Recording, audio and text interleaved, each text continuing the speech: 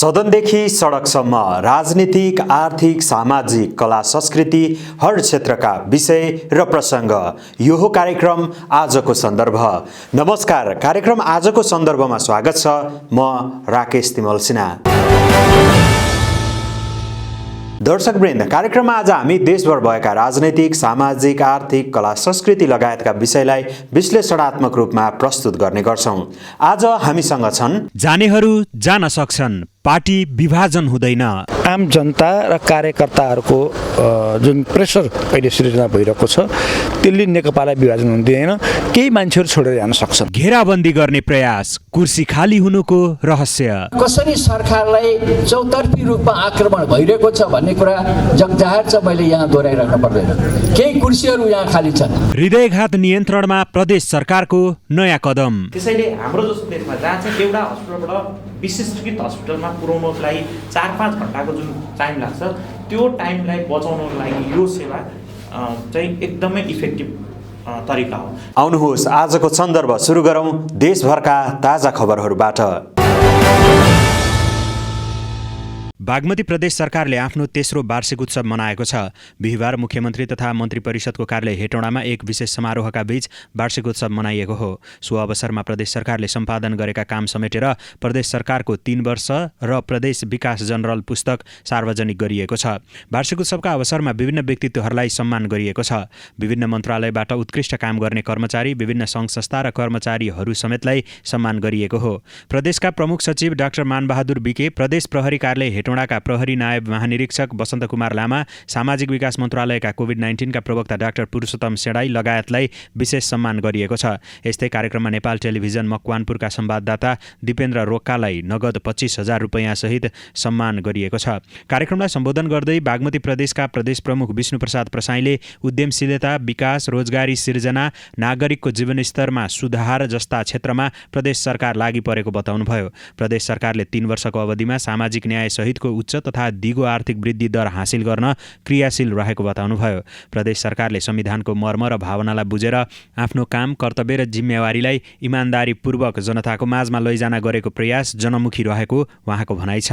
सुसंस्कृत, सुखी जनता, समाजवाद उन्मुख प्रदेशको दीर्घकालीन सोच र सामाजिक न्याय सहितको उच्च तथा दिगो आर्थिक वृद्धि दर हासिल गर्नको लागि बागमती प्रदेश सरकार क्रियाशील भएको 3 वर्षको अवधिमा प्रदेश सरकारको सार्वजनिक नीति तर्जुमा र कार्यान्वयनसँगै प्रदेशमा उद्यमशीलता, विकास, रोजगारी सृजना, नागरिकको जीवन स्तरमा सुधार, नागरिक मैत्री, सार्वजनिक प्रशासन, आर्थिक विकास, सामाजिक न्याय सहितको सुशासन र सदाचार कायम गर्ने बाटोमा प्रदेश सरकार लागि परेको छ।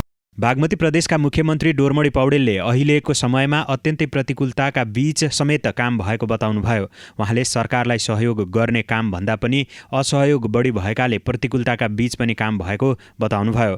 प्रदेश सरकारले गरेको कामबाट निराश हुनुपर्ने कुनै कारण नरहेको उहाँले बताउनुभयो। सुशासनको क्षेत्रमा धेरै काम भएको उहाँले बताउनुभयो।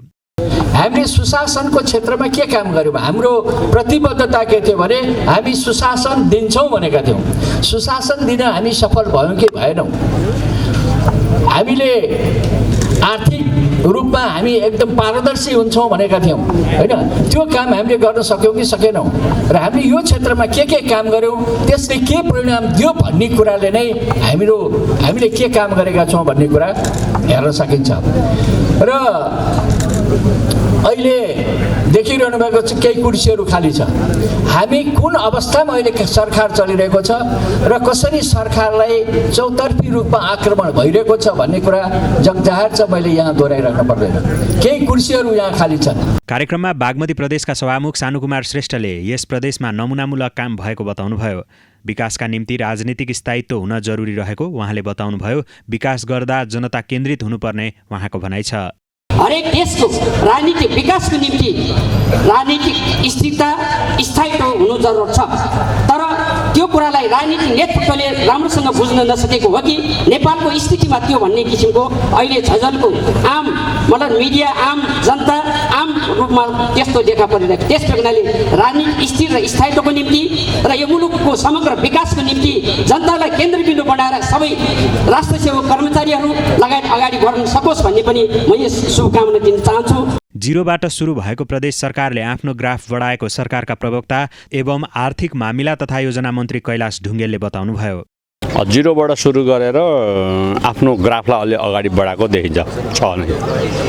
अब यसलाई अङ्कमा हेर्नु पर्दाखेरि भौतिक पूर्वाधारको क्षेत्रमा बाटो, खानेपानी, भवन निर्माणका कामहरू, कृषि क्षेत्रको काममा कृषिलाई आधुनिकीकरण गर्ने सन्दर्भमा एकीकृत खेती प्रणालीदेखि लिएर कृषिलाई एउटा मेकानाइजेसन गर्ने आधुनिक मेकानाइजेसन गर्ने काम भएको छ।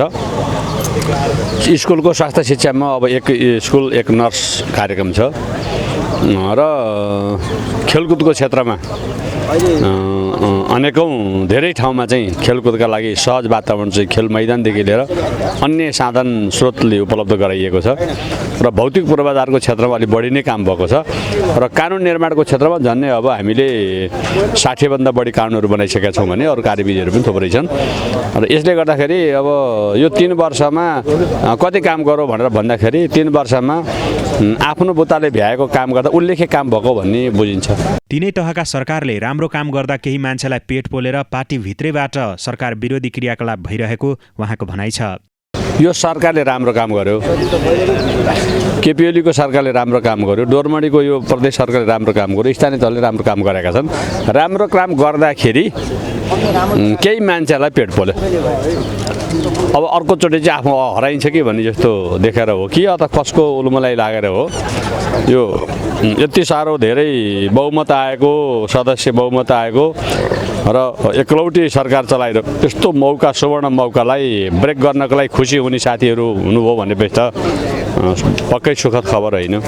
किन खुसी हुनुभयो त कसको कसले मादल बजाइदिएको छ उहाँहरू नातो भएको छ बुझा छैन। मादल त पक्कै कसैले कसैले बजाएको छ भित्रबाट। कम्युनिस्टको बहुमतको सरकारलाई भाड्नको लागि कम्युनिस्ट भित्रै खेल उठाउने जे सुरु भएको छ यो चाहिँ अब सानोतिनो खेलबाट आएको छ भन्ने मलाई लाग्दैन। कार्यक्रममा बागमती प्रदेश सरकारका मुख्य सचिव डाक्टर मानबहादुर बिकेले प्रदेश सरकारको प्रगति प्रतिवेदन प्रस्तुत गर्नुभएको थियो। प्रदेश सरकार संरचनागत ढङ्गले संस्थागत भइसकेको छ। प्रदेशलाई आवश्यक पर्ने करिब 50 भन्दा बढी कानुनहरू अहिले क्रियाशील छन्। आवश्यक जग्गा र भवनको व्यवस्था हुँदै गएको छ। कर्मचारीहरूको पूर्ण व्यवस्था भइ नसकेको भए तापनि प्रदेश लोकसेवा आयोगबाट पदपूर्तिको काम प्रदेश सरकारको लागि र स्थानीय सरकारको लागि अगाडि बढिसकेको छ।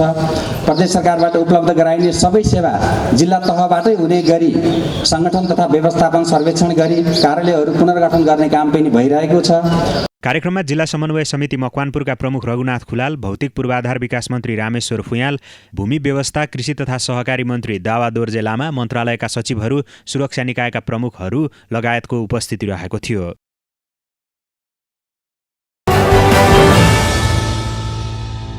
नेकपा बागमती प्रदेशका मुख्य सचेतक केशव पाण्डेले पार्टी विभाजन नभएको तर केही मान्छेहरूले पार्टी छोडेर जान सक्ने बताउनु भएको छ। नेसनल गोल्ड टेलिभिजनसँग कुरा गर्दै नेता पाण्डेले केही मान्छेले पार्टी छाड्न सक्ने बताउनु भएको हो। कानुनी रूपमा विभाजित नभए पनि व्यावहारिक रूपमा भने पार्टी विभाजित भएको उहाँले स्वीकार गर्नुभयो। आम जनता र कार्यकर्ताहरू पार्टी एकताको पक्षमा रहेकाले केही मान्छेहरू पार्टी छाडेर जान सक्ने तर पार्टी विभाजित नहुने उहाँको भनाइ छ। विभाजित कानुनी रूपले भएको छैन, विभाजित कानुनी रूपले भएको छैन, व्यावहारिक रूपमा त्यो विभाजन देखिएको छ, त्यसलाई हामीले स्वीकार्नै पर्छ। त्यो देखिएको छ तर कानुनी रूपमा नेकपा विभाजन भएको छैन र मलाई लाग्छ फेरि पनि आम जनता र कार्यकर्ताहरूको जुन प्रेसर अहिले सिर्जना भइरहेको छ त्यसले नेकपालाई विभाजन हुन दिँदैन। केही मान्छेहरू छोडेर जान सक्छन्। नेता पाण्डेले सङ्घीयता अभ्यासको 3 वर्ष निकै छोटो समय भए पनि प्रदेश सरकारले गरेका कामहरू देखिन थालेको बताउनुभयो। यो 3 वर्ष भनेको अत्यन्त छोटो समय हो। हाम्रो नेपालको सन्दर्भमा हामी भर्खर सङ्घीयतामा गएका छौँ। प्रदेश सरकारको संरचना सुरु भएर पहिलो वर्षको त हामीले सङ्घीय सरकारले 1 अर्ब रुपियाँ दिएको थियो, त्यो हामीले 1 पैसा खर्च गर्नु सामान्य उसमा भन्दा बाहेक खर्च नगरिकन गएको अवस्था थियो। र अहिले हामी जुन स्थानमा पुगेका छौँ, हामी गाउँ गाउँमा गयौँ भने त्यहाँ प्रदेश सरकार देख्छौँ। विकास निर्माण, सामाजिक सुरक्षा र अन्य सबै कुरामा प्रदेश सरकार अत्यन्त द्रुत गतिमा अगाडि बढेको छ र अहिले हामीले भन्दाखेरि प्रदेश सरकारले बागमती प्रदेशमा गरेका कामहरू साँच्चै सराहनीय छन् र यसले के देखाउँछ भन्दा सङ्घीयता भनेको साँच्चै एउटा सुनौलो संरचना रहेछ भन्ने कुरा प्रमाणित गरिरहेको छ। नेकपाका अर्का सांसद गणेश दुलालले मुख्यमन्त्री डोरमणी पौडेल विरुद्ध दर्ता भएको अविश्वासको प्रस्ताव फेल हुने बताउनुभयो। प्रचण्ड माधव समूहसँग बहुमत नपुग्ने भएकाले प्रस्ताव फेल हुने उहाँको तर्क छ। त्यसका लागि आफूहरूले प्रशस्त गृह कार्य गरेको उहाँले बताउनुभयो। यो त अविश्वासको प्रस्ताव उहाँहरूले राख्नुभयो, त्यो हामी फेल गर्छौँ। यो प्रदेश सभाले त्यो अविश्वासको प्रस्ताव फेल गर्छ। आधार के छन्? आधार प्रशस्त छन्। आधार किन प्रशस्त छन् भने उहाँहरूसँग पनि बहुमत छैन, हामी कोलिसन गर्नै पर्छ। त्यस कारण त्यो कोलिसनमा हामी अगाडि बढेका छौँ र त्यो मलाई विश्वास छ त्यो फेल हुन्छ। उहाँले प्रदेश सरकार नेपालका लागि नौलो अनुभव भएकाले कुर्सी टेबलबाट सुरु गरिएको बताउनुभयो। विगत केही महिनादेखि प्रदेश सरकारले गति समातेको उहाँको भनाइ छ। पहिलो कुरा त यो प्रदेश सरकार भनेको नेपालको सन्दर्भमा नयाँ नौलो, हामीलाई थाहै थिएन के हो। स्थानीय सरकार र केन्द्रीय सरकारबाट प्र्याक्टिस भएको मुलुक यो नयाँ थियो। हामीले कुर्सी टेबलबाट सुरु गरेको यो सरकारको आज 3 वर्षमा त्यो चाहिँ हामी पुरा गर्न सकेका छौँ र हामीसँग कानुन एउटा पनि थिएन र हामीले लगभग अहिले 58वटा कानुन निर्माण गरेर अब प्रदेश सरकारलाई यो 5-6 महिना अगाडिदेखि प्रदेश सरकारको स्पिड बढेको छ। 2.5 वर्ष त हामीलाई यसको संरचनाहरू निर्माण गर्ने लाग्यो। बागमती प्रदेश सरकारले शहीद गङ्गालाल राष्ट्रिय हृदयरोग केन्द्र बाँसबारीसँगको सहकार्यमा हृदयघातका बिरामीलाई प्रारम्भिक चरणको उपचार उपलब्ध गराउने तयारी गरेको छ। बिहिबार पत्रकारसँग कुरा गर्दै हृदयरोग केन्द्रका निर्देशक डाक्टर चन्द्रमणि अधिकारीले प्रदेश सरकारसँग सहकार्य गर्न लागि बताउनु भएको हो। यस अन्तर्गत प्रदेश मातहतका जिल्ला अस्पतालका स्वास्थ्यकर्मीहरूलाई केन्द्रले तालिमको सहजीकरण गर्ने उहाँले बताउनुभयो। यो उपचार प्राथमिक रूपमा गरिने हुँदा हृदयघातबाट मुटुका मांसपेशीलाई जीवित राख्न सकिने उहाँले बताउनुभयो। हृदयघात हुँदा यो नसा चाहिँ पूर्ण रूपमा बन्द भएको हुन्छ। यसलाई जति चाँडो खोल्न सक्यो कुनै पनि प्रविधिबाट, अब शहीद गङ्गालाल राष्ट्रिय हृदय केन्द्रमा चाहिँ हामीले औषधिको प्रयोग गर्दा हामीले एन्जियोप्लास्टी गरेर एउटा स्टेट यसरी राखिदिन्छौँ र यो नसा खोलिदिन्छौँ है। तर सबै ठाउँहरूमा, सबै जिल्ला अस्पताल अथवा सबै अस्पतालमा यो किसिमको विस्तृत सेवा पुर्याउन नसकिने अवस्थामा चाहिँ हामी के गर्छौँ भन्दाखेरि एउटा रगत पातलो गर्ने औषधि हुन्छ, त्यसलाई चाहिँ हामी दिन्छौँ, जुन चाहिँ एउटा साधारण हस्पिटलमा पनि सम्भव छ, दिन्छौँ र जुन उद्देश्य पुरा गर्नुपर्ने हो यो जमेको रगत फुटाएर अथवा नसालाई बन्द भएको नसालाई खोल्ने औषधि दिन्छौँ र बिरामीलाई यो दिइसकेपछि उसको ओभरअल कन्डिसनमा इम्प्रुभ गर्न सकिन्छ। यो कन्सेप्ट हो हाम्रो अहिले चाहिँ। यो योजना नेपाल जस्तो भौगोलिक विविधता भएको मुलुकलाई अति उपयुक्त भएको उहाँले बताउनुभयो। हृदयघातका कारण बिरामीलाई जति सक्दो छिटो उपचार दिनुपर्ने हुँदा यस किसिमको उपचार विधि प्रभावकारी हुने उहाँले बताउनुभयो। यो चाहिँ हाम्रो जस्तो भूगोलले गाह्रो भएको ठाउँहरूमा गरिने प्रोग्राम हो हैन। यदि सहजता थियो भने काठमाडौँबाट के अरे हेटौँडाबाट काठमाडौँ 1 घन्टामा पुग्ने थियो भने यो सेवा चाहिँदैन थियो। तर के छ भने यहाँबाट त्यो बिरामीलाई काठमाडौँमा पुर्याउने जुन टाइम छ त्यो टाइमभित्रमा के भने हामीले के बुझ्नुपर्छ भने यो हृदयघातकोमा के छ, टाइम मिन्स मसल्स के हैन। यदि जति ढिलो गर्यो त्यति नै धेरै मुटुका मांसपेशीहरू मर्छन् हृदयघात हुँदा। जति चाँडो यो नसालाई खोल्न सक्यो उसले त्यति नै बेनिफिट पाउँछ बिरामीले। त्यसैले हाम्रो जस्तो देशमा जहाँ चाहिँ एउटा हस्पिटलबाट विशिष्टकृत हस्पिटलमा पुर्याउनको लागि 4-5 घन्टाको जुन टाइम लाग्छ त्यो टाइमलाई बचाउनको लागि यो सेवा चाहिँ एकदमै इफेक्टिभ तरिका हो। हामीले चाहिँ अहिले गर्न खोजेको के भने यही कुरा हो। र दोस्रो कुरा चाहिँ बागमती प्रदेशले के भने यो उपचार सेवा चाहिँ निःशुल्क रूपमा उपलब्ध गराउन लागेको छ। जसले गर्दा के हुन्छ एउटा गरिब दुखी जसले चाहिँ यो उपचारबाट वञ्चित हुनु पर्थ्यो आर्थिक कारणले गर्दा त्यो ब्यारियर भनौँ न भनेको त्यसको आर्थिक पाटो र उसले पाउने उपचारमा अब कुनै किसिमको कठिनाइ बेहोर्नु परेन। यो चाहिँ यो उपचारको सबभन्दा राम्रो पाटो हो। यो मोडल भारतको तमिलनाडुमा प्रयोग गरिसकिएको उहाँले बताउनुभयो। उहाँले उमेर बढ्दै जाँदा उच्च रक्तचाप, उच्च कोलेस्ट्रोल, सुर्तीजन्य वस्तुको सेवन जस्ता कारणले हृदयघात हुन सक्ने बताउनुभयो। छातीको अग्रभागमा सहन नसक्ने गरी दुख्नु नै हृदयघातको सङ्केत भएको उहाँको भनाइ छ। हृदयघात हुनेको सबभन्दा प्रमुख लक्षण बेहोस हुने होइन, सबभन्दा प्रमुख लक्षण हो छातीको अग्रभागमा सहन नसक्ने गरी दुख्नु नै हृदयघात मुटुको रोगको प्रमुख लक्षण हो र त्यसमध्ये 5-7% मान्छे मात्र बेहोस हुन्छ, सबै मान्छे बेहोस हुँदैन। र हामीले कहिले पनि त्यसैले हामी के भन्छौँ भने यदि कोही मान्छेलाई छाती दुख्यो भने उसले सबभन्दा पहिले के अनुभव गर्नुपर्छ भने यो हृदयघात भएको लक्षण हो भनेर। कहिलेकाहीँ त फोनको आधारमा पनि छुटाउन सकिँदैन हृदयघात भएको होइन। त्यसैले कोही मान्छेलाई छातीको अग्रभागमा सहन नसक्ने गरी दुख्यो, कहिलेकाहीँ घाँटीतिर सह्यो, देब्रे हाततिर पनि दुख्न थाल्यो भने हामीले ख्याल गर्नुपर्ने हुन्छ कि यो हृदयघात भएको हुनसक्छ। त्यस्तो बेलामा फोनमा कुरा गरेर अथवा फोनबाट सल्लाह लिने भन्दा पनि नजिकको जहाँ चाहिँ इसिजी गर्न सक्ने सेवा उपलब्ध छ त्यो ठाउँमा गएर इसिजी गर्ने भने गर्दाखेरि पनि यो रोगलाई पत्ता लगाउन सकिन्छ। सामाजिक विकास मन्त्रालय बागमती प्रदेशका प्रवक्ता डाक्टर पुरुषोत्तम सेडाईले आगामी दिनमा चुनौतीको रूपमा रहेको नसर्ने रोगहरूको नियन्त्रण गर्ने अभियानमा लागिरहेको बताउनुभयो। प्रदेशले चाहिँ के गर्छ भन्दा लगानी गर्छ र आशा छ अब हामी नन कम्युनिकेबल डिजिज जुन हाम्रो लागि आगामी दिनमा ठुलो समस्याको रूपमा अझ पनि हुँदैछ त्यसलाई हामी चाहिँ अब आजदेखि नै हामी एड्रेस गर्दैछौँ। नेपाल जस्ता विकासशील देशहरूमा पछिल्लो समय मुटुरोग नयाँ चुनौतीको रूपमा देखा परेका छन्। प्रधानमन्त्री केपी शर्मा ओलीले निर्माणाधीन प्रधानमन्त्री तथा मन्त्री परिषदको कार्यालय र धरहराको निरीक्षण गर्नुभएको छ। बिहिबार प्रधानमन्त्री ओलीले पुनर्निर्माण भइरहेको प्रधानमन्त्री तथा मन्त्री परिषदको कार्यालय र धरहराको अवलोकन गर्नुभएको हो। भूकम्पका कारण क्षतिग्रस्त प्रधानमन्त्री तथा मन्त्री परिषदको कार्यालय र धरहरा पुनर्निर्माण भइरहेको छ। सिंहदरबार पुनर्निर्माणको कामप्रति प्रधानमन्त्रीले सन्तोष व्यक्त गर्नुभएको राष्ट्रिय पुनर्निर्माण प्राधिकरणका प्रमुख कार्यकारी अधिकृत सुशील गेवालीले जानकारी दिनुभयो। सिंहदरबारको पुनर्निर्माणको काम सकेर फागुन 3 गते उद्घाटन गर्ने गेवालीले बताउनुभयो। धरहरा पुनर्निर्माणको काम पनि राम्रो भएको प्रधानमन्त्रीले प्रतिक्रिया दिनुभएको गेवालीको भनाइ छ। आज सम्माननीय प्रधानमन्त्रीज्यू एवं माननीय प्रधानमन्त्रीज्यू सहितको टिम एवं सम्माननीय प्रधानमन्त्रीको धर्मपत्नी म्याडम सहित चाहिँ आज यो धरहरा र सिंहदरबारको भ्रमणको कार्यक्रम सम्पन्न भयो।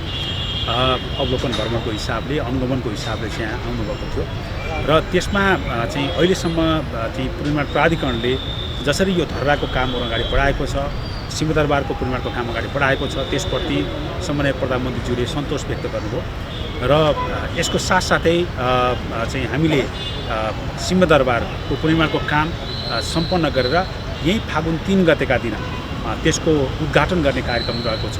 त्यो चाहिँ कार्यले शुभारम्भ हुनेछ र चाहिँ त्यहीबाट नेपाल सरकारको तर्फबाट अरू कार्यक्रमहरू पनि त्यहाँ चाहिँ आयोजना हुनेछन्। धरहराको 21 तलासम्मको पुनर्निर्माणको काम सम्पन्न भइसकेको र बाँकी रहेका 2 तलाको निर्माण कार्य फागुन महिनाभित्र सम्पन्न गर्ने गरी काम अघि बढिरहेको राष्ट्रिय पुनर्निर्माण प्राधिकरणका प्रमुख कार्यकारी अधिकृत गेवालीले जानकारी दिनुभयो। अब हामीले यो चाहिँ धरहराको यो टावरको कामलाई चाहिँ अहिले 21 तलासम्मको काम सम्पन्न भएको छ। अब बाँकी 2 तला बाँकी छ, 23 तलासम्मको काम हो र त्यस पछाडि डोम हुन्छ र त्योभन्दा माथि गजुर रहनेछ र चाहिँ त्यो काम चाहिँ हामीले यही फागुन महिनाभित्र त्यसलाई सम्पन्न गर्ने लक्ष्यका साथ अहिले काम अगाडि बढिराखेको अवस्था छ र सम्भवतः चैतको पहिला हप्ताभित्रमा हामी यो काम चाहिँ सम्पूर्ण रूपमा सम्पन्न भइसकेको अवस्था बन्नेछ।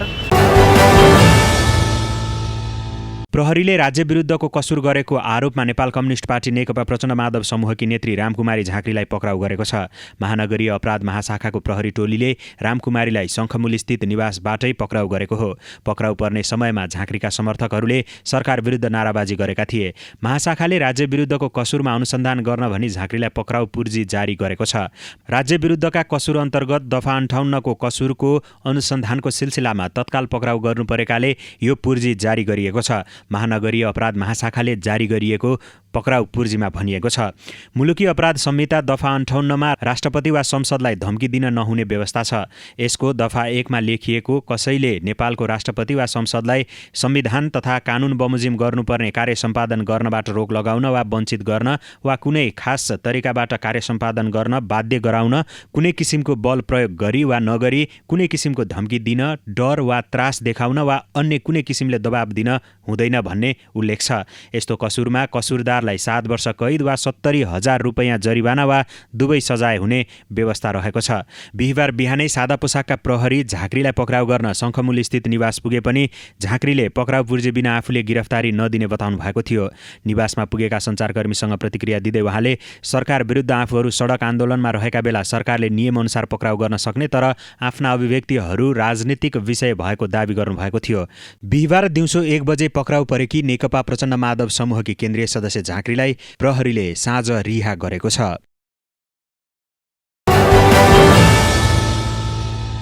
नेपाली काङ्ग्रेसका सभापति शेरबहादुर देउवाले आदिवासी जनजातिहरूलाई आफ्नो पक्षमा ल्याउनु पर्ने आवश्यकता रहेको बताउनु भएको छ। नेपाली काङ्ग्रेस आदिवासी जनजाति केन्द्रीय विभाग नेपाल आदिवासी जनजाति सङ्घले बिहिबार पार्टी केन्द्रीय कार्यालयमा आयोजना गरेको नेपाली काङ्ग्रेस र आदिवासी जनताको सवाल विषयक प्रशिक्षण कार्यक्रममा बोल्दै सभापति देउवाले आदिवासी जनजाति तथा दलितहरूलाई आफ्नो पार्टीको पक्षमा ल्याउनु पर्ने आवश्यकता रहेको बताउनु भएको हो। उहाँले नेपाली काङ्ग्रेस पार्टीले आदिवासी जनजाति, महिला, दलित लगायतका सबैलाई आरक्षणको व्यवस्था गरेका काङ्ग्रेस मात्रै समावेशी पार्टी भएको पनि बताउनुभयो। काङ्ग्रेस समावेशी पार्टी भए पनि उल्टो प्रचार भएकाले उल्टो प्रचारलाई चिर्दै आफ्नो पक्षमा ल्याउनु पर्ने आवश्यकता रहेको उहाँको भनाइ छ। उहाँले भोलि सरकार बनाउनु पर्ने अवस्थामा आदिवासी जनजातिको पनि साथ चाहिने उल्लेख गर्दै जनतालाई आफ्नो पक्षमा ल्याउन काम गर्न नेताहरूलाई निर्देशन समेत दिनुभएको छ। आदिवासी जनजाति, महिला, दलित, थारू, मुस्लिम सबैलाई चाहिँ हामीले आरक्षणको व्यवस्था गरेका छौँ। आरक्षणको व्यवस्था गरेका छौँ हामीले। कुनै पार्टीमा पनि यस्तो आरक्षणको व्यवस्था छैन पार्टीभित्र। जति हाम्रो पार्टीमा छ त्यस मानेमा हाम्रो पार्टी मात्रै समावेशी, वास्तविक रूपमा समावेशी पार्टी छ। तर समस्या एउटा के छ भनेदेखिलाई त्यहाँको जनसङ्ख्या जो आदिवासीको जनसङ्ख्या छ, आदिवासी दलितको जनसङ्ख्या छ, त्यसले के हुन्छ भनेदेखिलाई त्यसले भोट चाहिने नेपाली काङ्ग्रेसलाई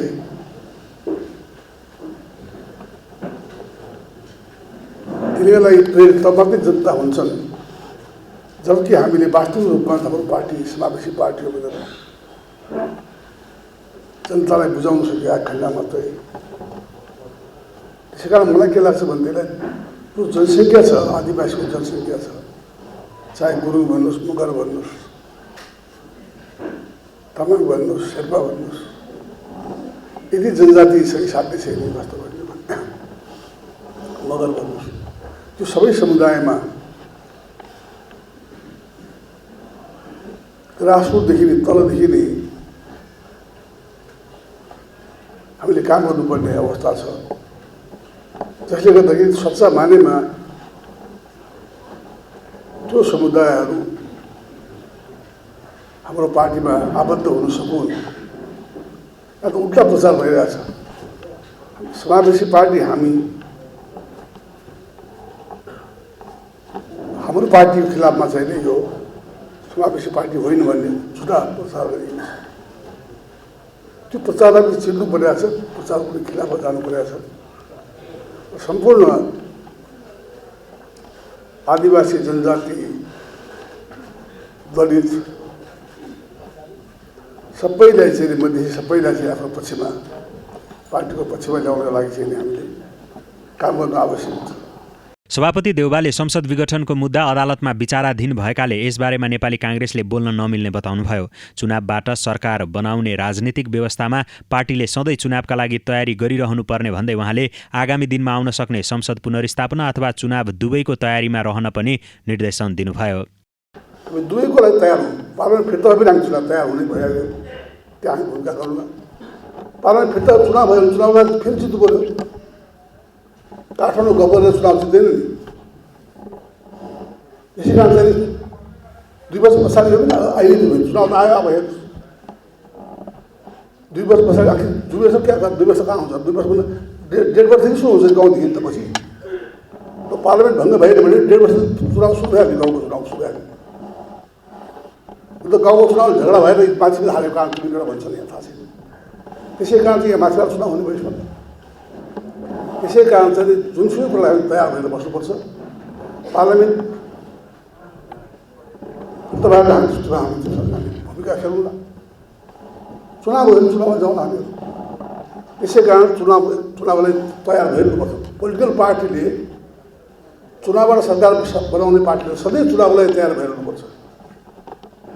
त्यसकै लागि चुनावलाई तयार लागि जनतामा जानु पऱ्यो, जनताको दुःख तकलिफमा सहयोग हामी सहभागी हुनु पऱ्यो, हरेकको घरमा कमसेकम पुग्नु पऱ्यो। भाषणले पनि भोट आउँदैन, भाषणले 100 भोट भाषण गर्ने हुन्छ नि, जनताको दुःख सुखमा साथ दिनलाई भोट आउँछ जनताले। कार्यक्रममा बोल्दै नेपाली काङ्ग्रेसका उपसभापति विमलेन्द्र निधिले प्रतिनिधि सभा विघटन असंवैधानिक भए पनि निर्वाचनलाई असंवैधानिक भन्न नमिल्ने बताउनुभयो। प्रधानमन्त्री ओलीको असंवैधानिक कदमको उपचार प्रतिनिधि सभाको पुनर्प्राप्ति नै भएको भन्दै चुनाव वा पुनर्स्थापनाबाट नै संविधानलाई लिकमा ल्याउन सकिने बताउनुभयो। प्रतिनिधि सभाको पुनर्स्थापना र निर्वाचन दुवै संवैधानिक बाटो भएको उहाँको भनाइ छ। एउटा प्रतिनिधि सभाको पुनर्स्थापना, अर्को प्रतिनिधि सभाको लागि निर्वाचन, यो दुवै बाटोबाट तपाईँको प्रतिनिधि सभा प्राप्त हुन सकिन्छ। यो प्राप्त हो भनेदेखि त्यो प्रणाली पनि जोग्यो, संविधान पनि जोग्यो। त्यस कारणले हाम्रो सम्पूर्ण काम भनेको प्रतिनिधि सभा प्राप्त गर्ने कुरामा नै तपाईँको केन्द्रित हुनुपर्दछ। मैले आदिवासी जनजातिका साथीहरू र नेता साथीहरू आग्रह गर्न चाहन्छु। त्यस कारणले हाम्रो नेपाली काङ्ग्रेसको नीति नै छैन, रोधारे भयो भनेर भ्रममा परिरहनु जरुरतै छैन। दुईटै कुरा हो, प्रतिनिधि सभा पुनर्स्थापना पनि संवैधानिक बाटो हो र निर्वाचन पनि संवैधानिक बाटो हो। नेपाली काङ्ग्रेसका सहमहामन्त्री प्रकाश शरण महतले कम्युनिस्टहरूले निर्वाचन जितेसम्म नेपालमा समृद्धि नआउने बताउनुभयो। कम्युनिस्टले निर्वाचन जितेसम्म जात जाति तथा संस्कृतिको सशक्तिकरण पनि नहुने उहाँको भनाइ छ। 90% देशमा जहाँ निर्वाचनबाट चाहिँ सरकार बन्छ, कम्युनिस्ट कहीँ पनि जित्दै, नेपालमा जितिरहेछ। नेपाल अपवाद भइराख्यो। जबसम्म यो अपवाद नेपाल भइरहेको छ, नेपालमा समृद्धि आउँदै, जात जाति संस्कृतिको जुन हामी चाहिँ इम्पावरमेन्टको कुरा गरिराखेका छौँ त्यसले पूर्णता पाउँदै। सहमहामन्त्री महतले नेपाली काङ्ग्रेसले पार्टीलाई समावेशी बनाएको कुराको प्रचारलाई पनि मजबुत बनाउनु पर्ने बताउनुभयो। नेपाली काङ्ग्रेसले गरेको काम जनतामाझ पुर्याउन नसकेको उहाँको भनाइ छ। नेपाल सरकार खानेपानी मन्त्रालय, काठमाडौँ महानगरपालिका र काठमाडौँ उपत्यका खानेपानी व्यवस्थापन बोर्डको संयुक्त प्रयासमा बिहिबारदेखि काठमाडौँमा वाटर एटिएम सञ्चालन भएको छ। बिहिबार एक कार्यक्रमका बीच खानेपानी मन्त्री मणिचन्द्र थापाले वाटर एटिएमको उद्घाटन गर्नुभएको हो। पहिलो चरणमा रत्नपार्क, बालाजु र स्वयम्भू भगवान पाउमा वाटर एटिएम सञ्चालनमा आएको हो। वाटर एटिएम जडान भएसँगै यस क्षेत्रमा स्वच्छ र गुणस्तरीय पिउने पानी सुविधा उपलब्ध भएको छ। वाटर एटिएमबाट उपलब्ध हुने पानीका लागि उपभोक्ताले प्रति 200 मिलिलिटरका लागि 100 रुपैयाँ तिर्नुपर्नेछ। प्रति लिटर पानीको 500 रुपैयाँ तिर्नुपर्नेछ। यो वाटर एटिएमलाई 3 महिनासम्म सप्लायर्सले नै सञ्चालन गर्ने र 3 महिनापछि बोर्डलाई हस्तान्तरण गरिनेछ। यस एटिएमबाट जाडोमा तातो र गर्मीमा चिसो पानी उपलब्ध गराउने प्रणाली जडान गरिएको छ। एटिएमबाट पानी लिनका लागि उपभोक्ताले 1 रुपैयाँका सिक्का प्रयोग गर्नुपर्नेछ। काठमाडौँ उपत्यका खानेपानी बोर्डका कार्यकारी निर्देशक सञ्जीव विक्रम राणाले 3 हप्ताभित्र विभिन्न 15वटा स्थानमा यस्ता एटिएम जडान गरिने जानकारी दिनुभयो। यो चाहिँ हाम्रो काठमाडौँ उपत्यका खानेपानी व्यवस्थापन बोर्ड, नेपाल सरकार खानेपानी मन्त्रालय र हाम्रो महानगरपालिकाको सहकार्यमा चाहिँ हामीले यो स्थापना गरेका हौँ। यो चाहिँ वास्तवमा एउटा भेन्डिङ मेसिन हो। यसमाबाट चाहिँ हामीले 200 ml मिलिलिटर पानी र 1 लिटर पानी चाहिँ क्रमशः 2 रुपियाँ र 5 रुपियाँमा पाउन सक्छौँ। यसपालिको हाम्रो लक्ष्य चाहिँ 15वटा हो। 15वटामा चाहिँ आज नै हाम्रो 3वटा ठाउँमा हाम्रो आजदेखि सञ्चालन हुन्छ र अर्को हप्तासम्म हाम्रो 8वटा सञ्चालन भइसक्छ र 3 हप्ताभित्र हामी सबै 15वटा चाहिँ सञ्चालनमा ल्याउँछौँ। र अब यहाँ हामीले नोटिस बोर्ड पनि राखेका छौँ कसरी प्रयोग गर्ने भन्ने कुराहरू।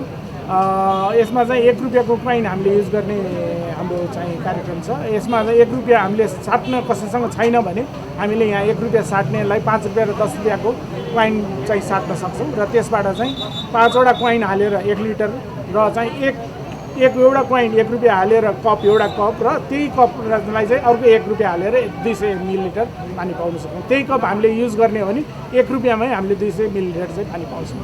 काठमाडौँमा पिउने पानीको समस्या भइरहेका बेला सार्वजनिक स्थानमा राखिने वाटर एटिएमले आम सर्वसाधारणलाई सुलभ मूल्यमा स्वच्छ पानी पिउन सक्ने सुविधा दिने विश्वास महानगरले लिएको छ। एक हप्तामा कलङ्की, मालपोत, बानेश्वर, बङ्गलामुखी मन्दिर, कुसुन्ती, यातायात कार्यालय र शङ्ख पार्क, धुम्बाराहीमा सञ्चालन गर्ने तयारी गरिएको छ। काठमाडौँ, ललितपुर र भक्तपुरका विभिन्न स्थानमा सञ्चालनमा ल्याइने वाटर एटिएमको लागत 2 करोड रुपैयाँ रहेको छ।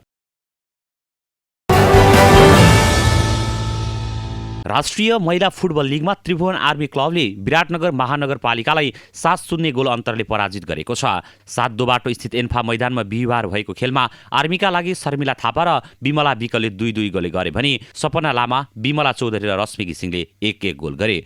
18औं मिनेटमा शर्मिला थापाले आर्मीलाई सुरुवाती अग्रता दिलाइन्। 22औं मिनेटमा सपना लामाले टोलीको अग्रता दोब्बर बनाइन्। 30औं मिनेटमा बिमला विकले टोलीका लागि तेस्रो गोल गरिन्।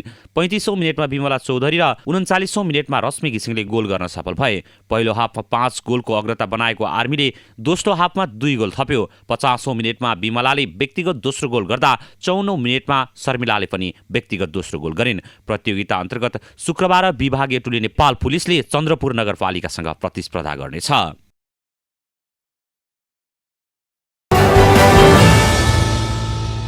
हवस् त कार्यक्रम आजको सन्दर्भ यति नै। कार्यक्रम कस्तो लाग्छ? प्रतिक्रिया, सल्लाह सुझाव दिनका लागि तपाईँले हामीलाई फेसबुक र युट्युबमा पनि फलो गर्न सक्नुहुनेछ। कार्यक्रमबाट म राकेश तिमल सिन्हा बिदा हुन्छु। हेर्दै गर्नुहोला बागमती प्रदेशको राजधानी हेटौडाबाट सञ्चालित पहिलो satellite television national gold television. नमस्ते।